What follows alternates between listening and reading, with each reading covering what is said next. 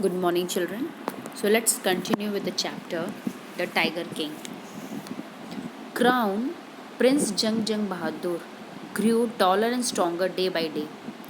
No other miracle marked his childhood days apart from the event already described.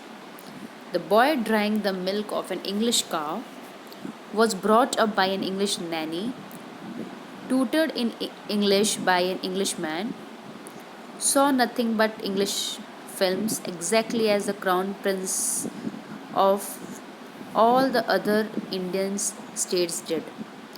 When he came of age at 20, the state, which had been with a coat of wards until then, came into his hands. So, what happened? Slowly and gradually, the king started growing very taller and stronger day by day, and he just drank the milk of an English cow, was brought up by an English nanny, was taught by an English man, and he just watched English movies only. So slowly and gradually he grew up, and now he had just came at the age of 20, and now he had become mature. So till now his state or his kingdom was in the hands of the wards, okay, but now he had took it into his hand because he has become grown up now. But everyone in the kingdom remembered the astrologer's prediction. Many continued to discuss the matter. Slowly it came to the Maharaja's ears. So no one just forget what the astrologers told when he was born. So they used to discuss among themselves. So this reached to Maharaja's ears. There were innumerable forests in the Pratibandpuram state.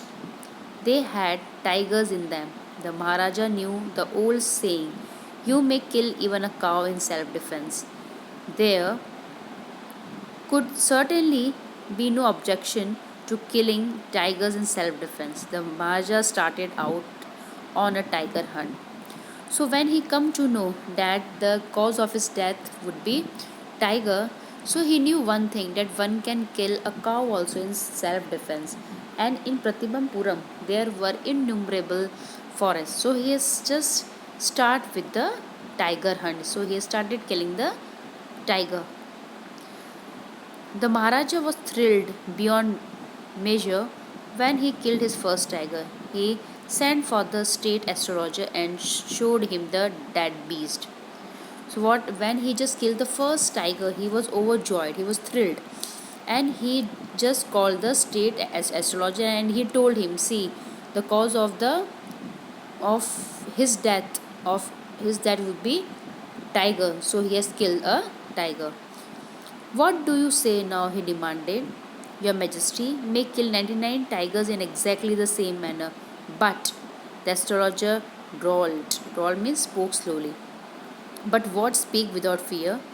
But you must be very careful with the 100 tiger. So what happened? The astrologer, what he told, that yes, in this way you can kill 99 tigers, but the 100 tiger would be the cause of your death.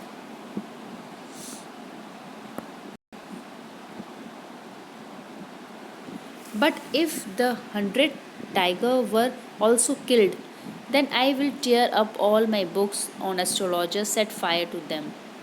So what the Tiger King told, if he would kill the 100 tiger, then the astrologer told that if this would happen, then he would just set his astrologer books to fire, and I shall cut off my tuft, crop my hair short, and become an insurance agent.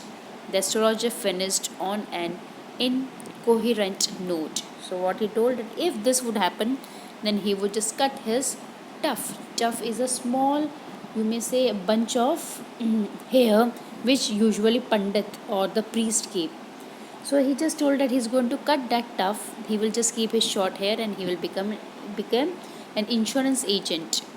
The astrologer finished on an incoherent. Incoherent means unable to express clearly. So this is the third part now.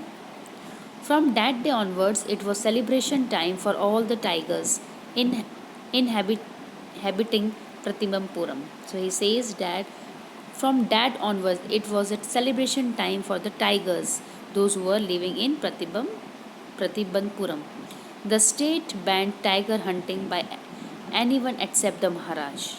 So what the state had banned, he had just told that no one dare to kill or to hunt a tiger because now he is going to kill the tiger.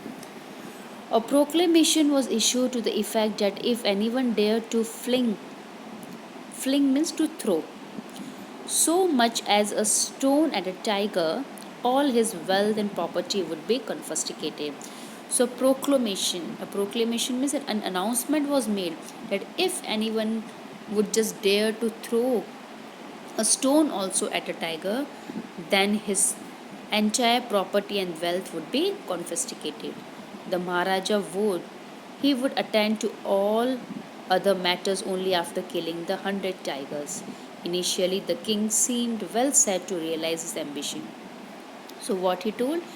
He had he told that he is not going to take interest in any of the affairs of the state. He would just like to kill first the 100 tiger. This is the main aim of his life now. Not that he faced no dangers. There were times when the bullet missed his mark, the tiger leapt upon him, and he fought the beast with his bare hands. Each time it was a Maharaja who won.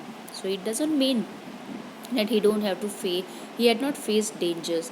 Many times he missed his mark, his target, and the tiger just leapt means jumped upon him, and he had to just fight with the tiger with bare hands. But each time the Maharaja won.